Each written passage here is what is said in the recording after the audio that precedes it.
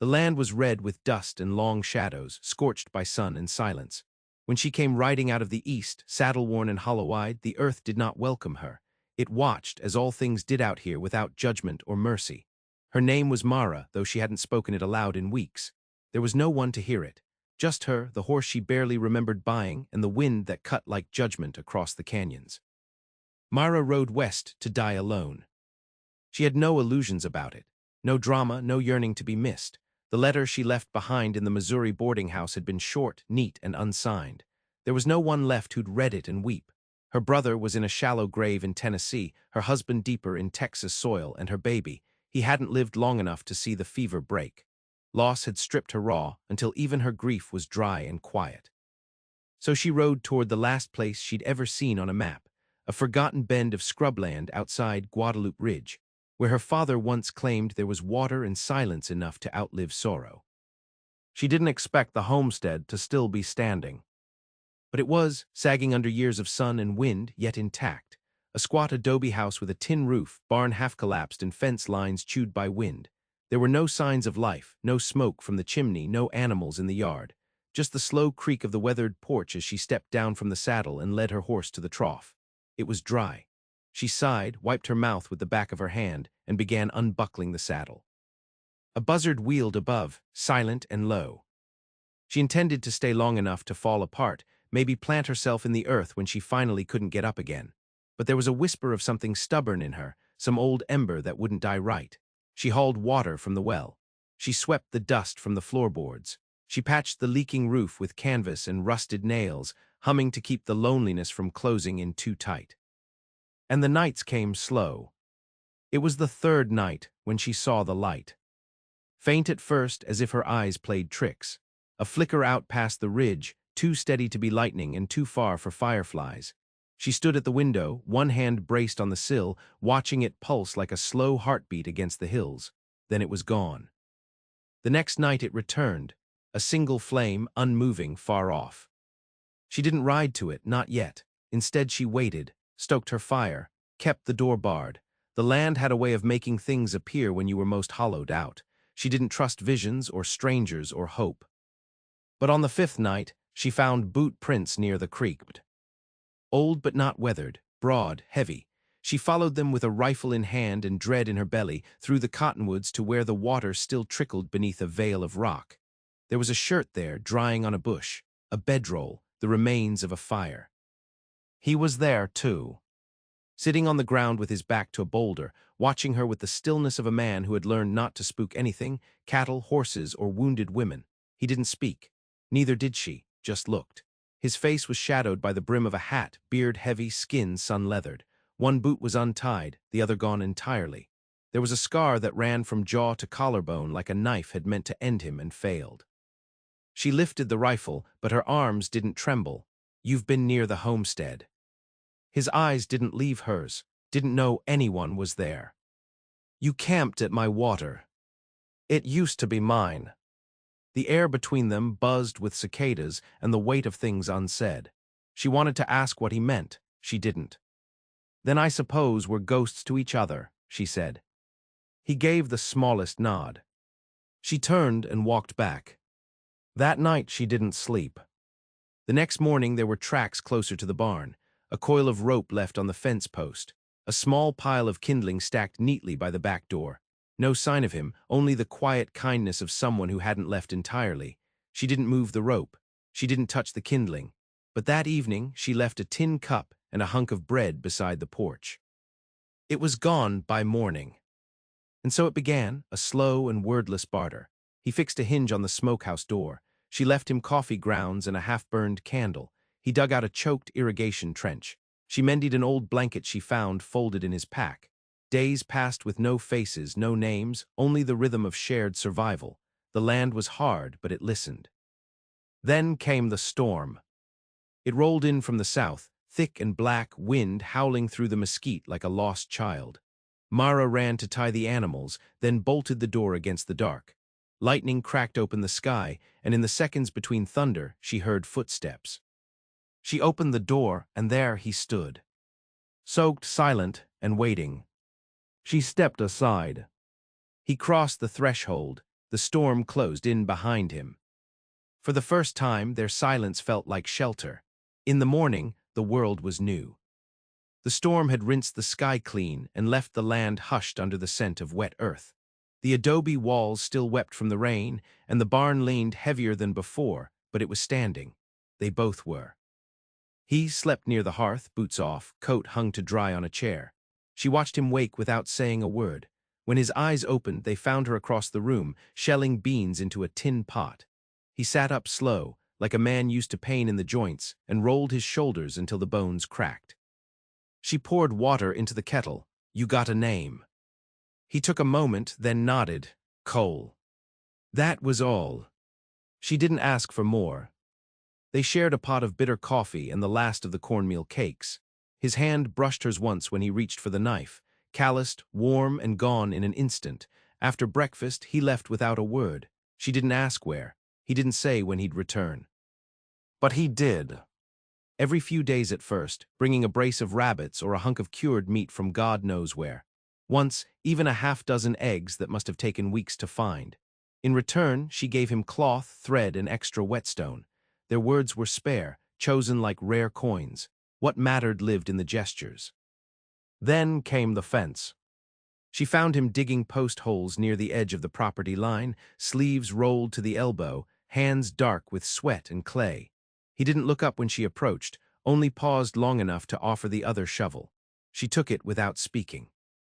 They worked until the sun dipped low and the wind rose cool across the land. Her palms blistered. His shirt stuck to his back.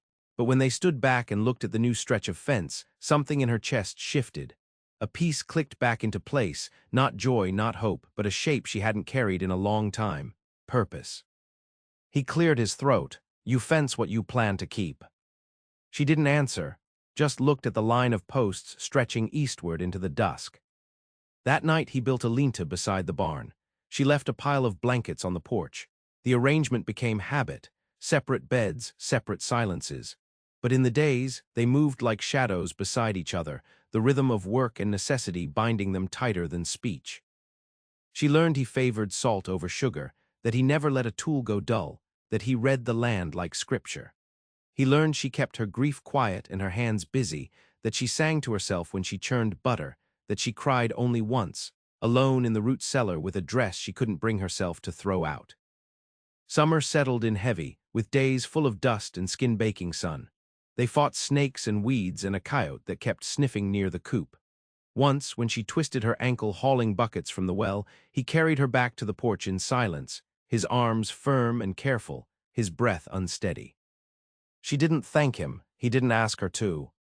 And yet, something was growing between them.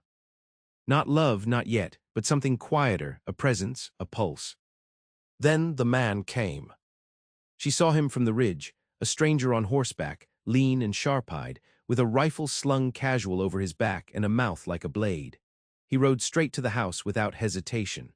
Mara stood on the porch with her shotgun balanced in both hands, heart pounding, breath shallow. He tipped his hat. "You Mara James." Her finger stayed near the trigger. "Who's asking?" "Name, Brady. Heard your daddy used to own this land. Thought maybe we had business." "I got no business left in this world."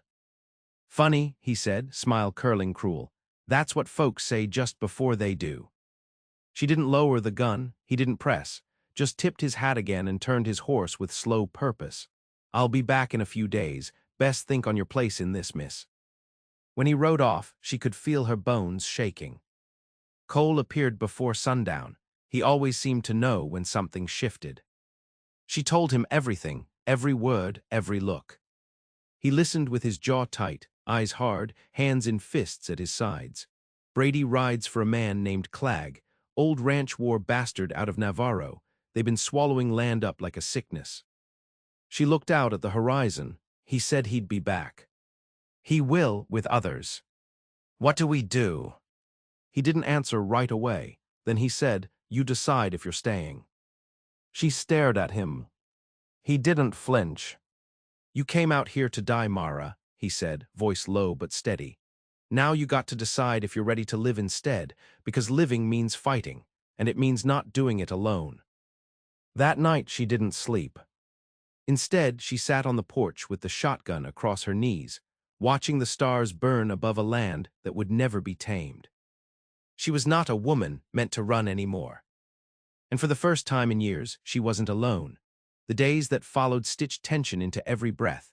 Dust coiled under the eaves like waiting serpents, and every creak of wood felt like a warning.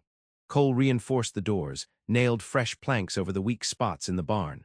Mara cleaned her father's old rifles with methodical care, fingers blackened with grease, throat dry with dread. Neither of them spoke much, but there was an urgency in their movements, a shared resolve that had nothing to do with survival alone. They were not preparing to outlast a storm. They were preparing to meet it. She found herself studying Cole more than before, how he walked the perimeter at dusk, eyes sharp beneath his hat, how his shoulders moved when he chopped wood, how he murmured something beneath his breath when the sun dipped below the ridge. A prayer, maybe, or a name he never said, and she didn't ask. Instead, she sat beside him one evening after supper, a slow wind curling around them like smoke. He passed her the tin cup without looking, whiskey, sharp and hot down the throat. "You ever been in a shootout?" she asked. He nodded once, too many. "Did you win?" "No one wins those." She let the silence stretch. Then, "Why'd you stop?" He looked down at his hands. "Because one day I woke up and realized I'd forgotten why I started." She didn't push. She understood too well what it meant to lose the thread of your own life. That night she dreamed of fire, horses screaming in the dark, a child's voice calling her from under the earth. She woke tangled in sweat-soaked sheets, lungs heaving. When she stepped outside, the moon was a pale coin above the horizon, and Cole was sitting by the fence, rifle laid across his knees. She didn't speak, just sat beside him until dawn. 2 days later, Brady returned. He wasn't alone. 3 men rode in behind him, wide-brimmed hats, heavy coats despite the heat, rifles slung loose. Mara stood on the porch with her arms folded, Cole behind her, gun in hand but lowered. Brady smiled that same thin smile. "We gave you time. You think about what we said." Mara stepped forward. "This land's not for sale." Brady glanced at Cole. "Didn't know you would help." Cole's voice was iron. "She doesn't need it." Brady leaned on his saddle horn. "Look, I'm sure you think you're making a stand, real noble, but Clag don't play soft. This land, going to be his, one way or another." "Then he can come himself," Mara said. Brady's smile thinned. "He will." They rode off without another word. By nightfall, the first warning came. A fire out near the fence line, just brush and dry timber but close enough to sting. Cole beat it down with a wet tarp while Mara hauled water. Smoke stung her eyes, turned the stars into a blur. By dawn, only black ash remained. The message was clear. They would not wait long. Cole buried the remaining rifles under the barn floor and loaded cartridges by lamplight. Mara prepped food stores, counted matches, sharpened knives that might never leave the kitchen. She found an old map in a drawer and studied it by firelight, tracing escape routes she knew she'd never take. They were too deep in now. 2 nights later, a shot rang out in the dark. Cole went down hard, blood on his sleeve. She dragged him into the kitchen, breath ragged, heart thrumming with a terror she hadn't felt in years. He was still conscious, teeth clenched, trying to speak. "Shoulder," he gasped. "Just grazed, don't worry." She cleaned the wound with whiskey and fire, sewing it with trembling hands. He didn't flinch once, only watched her with a kind of quiet awe, as if he hadn't expected her to stay.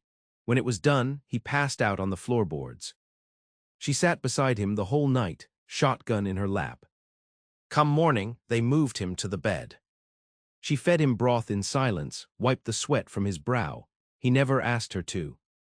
When he finally spoke again, it was with a rough whisper. "You should go." She leaned back. "You told me not to run." His eyes met hers. "That was before." She shook her head.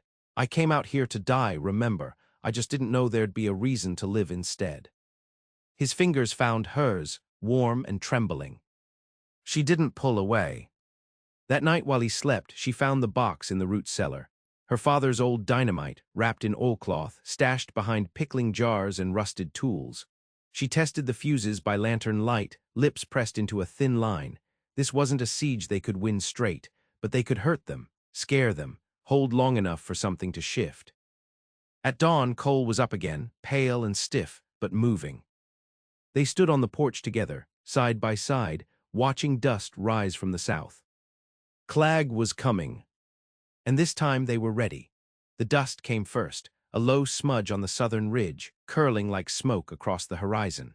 Then the riders emerged, 6 of them in all, dark shapes against the morning light, moving slow and certain, the way men do when they've never had to question whether the land will yield.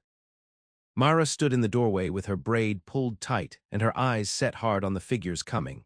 She wore her father's duster, stiff and sun-bleached, and her mother's wedding ring tucked on a chain beneath her shirt. She did not feel brave. She felt raw, open like a wound, but she didn't flinch. Cole crouched by the barn, rifle braced on the rail, jaw clenched against the pain in his shoulder. He had strapped the arm tight to his chest, but insisted on being there. His face was drawn, bloodless, but his eyes burned with something that outmatched the wound. He'd fought worse, and this time he had someone to fight for. The riders slowed near the fence line. Brady raised a hand, signaling a halt. The man beside him was heavier, broader in the chest, with a beard like tangled wire and eyes that never stopped moving. Clag. He dismounted with a grunt and stepped forward, boots kicking dust. "This here's your last chance," he called. "Ain't nothing personal, but this patch of dirt's got water under it, and I aim to have it." Myra didn't move. "This land belonged to my father. It's mine now." Clag tilted his head, a slow grin crawling across his face. "That's so. Funny how folks always think they got a right to something just 'cause they bleed on it." Cole's voice rang out sharp from the barn. "You take one step closer, and I'll bleed you on it too." Clag's grin soured. "You got spirit. Shame it won't keep you warm tonight." Then he whistled. Gunfire cracked the morning open. Mara dove from the porch as bullets shredded the doorframe. Cole returned fire, dropping one of the men from his saddle. The others scattered, taking cover behind the rise. The air filled with smoke and splinters and the shriek of a horse as it bucked and ran.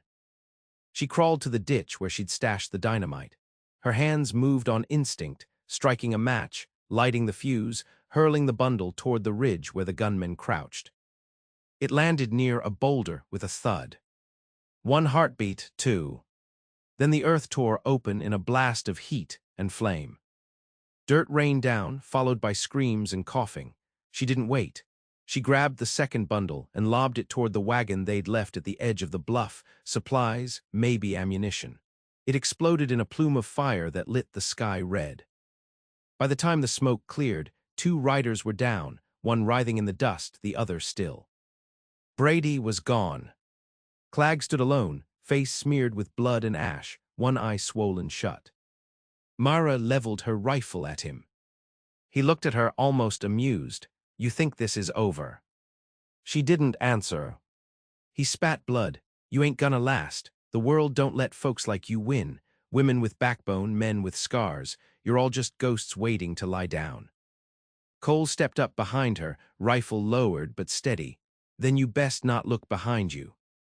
Clag stared at them both. Then he turned, slow and stiff, climbed onto the only horse left, and rode off without another word. The silence after was thick. Not peace, not yet, but a stillness that felt like breath held too long finally released. Mara dropped to her knees, shaking. Cole knelt beside her, his wounded arm wrapped around her shoulders, pulling her in. They didn't speak, didn't need to. The world had cracked and roared and tried to unmake them. But they were still here. By evening, they'd buried the dead. No prayers, just a rock placed for each, and silence. The land didn't care for eulogies. It measured worth by how long you stayed on your feet. That night Mara sat by the fire, fingers blistered, hair still smelling of smoke. Cole poured the last of the whiskey into 2 cups and handed her one. They clinked them together, quiet and solemn. "To staying," he said. She met his eyes. "To fighting." He reached for her hand. She didn't pull away. Outside, the wind shifted, cool and steady, the first taste of fall, and with it, a strange, unfamiliar calm. The danger had passed. The land had been defended. But the hardest part still waited: learning how to live again. Together, the first frost came in early October, creeping silent across the fields like a hand of silver. Mara woke before dawn to find the trough glazed with ice and the tips of the cottonwoods rimmed in white. She stood on the porch, wrapped in a wool shawl, watching her breath rise like smoke in the gray light. They were still here: the house, the land, the man. A month had passed since the fight. Clegg never returned. Neither did Brady or the other men who'd ridden in thinking they could take something just because they'd wanted it. The scars left behind were quiet ones: the broken gate, the new graves under the bluff, the phantom ache in Cole's shoulder that flared when the cold set in. But the work went on. Mara mended what had been torn. She patched the roof, hammered new hinges onto the cellar doors, strung fresh wire along the fence where the posts had cracked from fire and bullets. Cole helped where he could, still favoring one arm but never far from her side. They had become a kind of rhythm. He lit the lamps when dusk fell. She tended the fire. He carried buckets with his good arm. She laid out bandages and tea. They argued over flour, over how many chickens to keep, over whether or not the mule was worth keeping through winter. But they never argued about staying. That choice had already been made. The days shortened. She caught herself humming again, sometimes aloud. She'd forgotten the sound of her own voice when it wasn't brittle with grief. He started leaving his coat by the door instead of by the barn. She carved shelves for his tools inside the house. Little things, not spoken, just done. One morning, he found her staring out over the east pasture, a line of laundry snapping on the breeze behind her. "You thinking of leaving?" he asked. She turned to him slow. "I used to wake every morning wondering how I'd go." He waited. "Now I wake wondering what the land will give me," she said. He stepped closer, hands rough and warm as they brushed against hers. "And what does it give you?" She looked toward the mountains, quiet for a long moment. A chance. That night she reached for him in bed. No words, no pretense. Just the slow, steady press of her body against his, the way a river might meet stone, shaping it, not breaking. His hands were careful, reverent, as if he understood that healing was not a thing done in silence, but in touch, in breath, in the act of choosing someone, again and again, even when you are afraid. Winter came. Snow laid soft across the fields, muting the world in white. They built a smokehouse, butchered the hog, hung meat in salt and cloth. At night, they read by firelight, an old Bible missing pages, a battered almanac, the occasional letter from a trader who passed through once a month. Life shrank to what could be done between sunrise and dusk, between two people who had nothing to prove and everything to tend. Sometimes she sat beside the stove and stitched. Sometimes he played an old tune on a mouth harp he kept tucked in his coat pocket, the notes thin but sure. Once they danced in the kitchen. No music, just footsteps on wood, and the sound of her laughter cracking open something long buried in them both. By the time spring thawed the ground, the peach tree near the porch had bloomed. Pink petals scattered on the wind. Mara stood barefoot in the morning light, a basket of fresh eggs in her arms. Cole leaned against the fence, watching her with a look that was more than love, more than gratitude. It was recognition. They had both come west to disappear, to let the wilderness bury them in silence. Instead, they'd found each other. Not as salvation, not as cure, but as home. And in a world that still turned cruel and wide, that was enough.